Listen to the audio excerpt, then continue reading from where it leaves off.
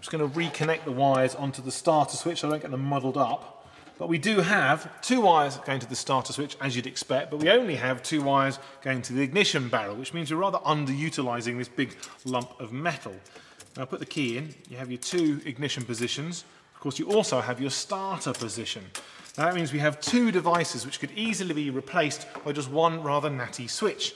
So we have this protective cover we lift up, put the switch into the ignition position, and then of course further into the starter position. And of course this means that we completely eradicate the need for a key, but because we have both the immobiliser and the isolator key, security will still not be a problem.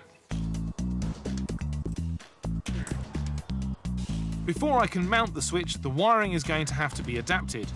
I need a connection to the ECU and the starter.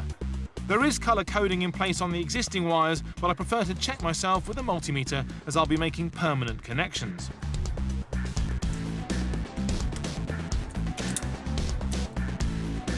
Once I know what's what, I make each joint secure with solder before covering them with a heat shrink material which is tidy and safe.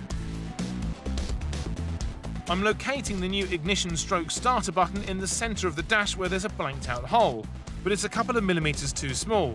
It needs to be drilled out. When you're working with carbon fibre, you do have to be very careful because it's even more hazardous than glass fibre. Now, the thing about it is, obviously, these fibres in here are absolutely tiny. So when you start breaking them off where you're sanding or drilling them, of course, they can get into the air. They can get into your respiratory system. It's a very bad idea, but also they're an irritant. They can get into your eyes or anywhere else for that matter. Also, they're conductive. If you get anywhere near electrical stuff, you can actually risk a little bit of a short circuit. So the best thing to do is get a vacuum cleaner on the job and suck away any debris that comes away from any of the work you're doing, and also wear the proper protective gear.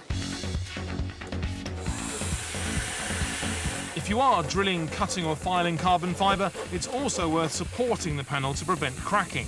The strengthening bar is running behind the dash and so does the job for me. Having sorted out our new switch for ignition and starting, I now need to get rid of the faff that is involved in actually trying to disarm the alarm.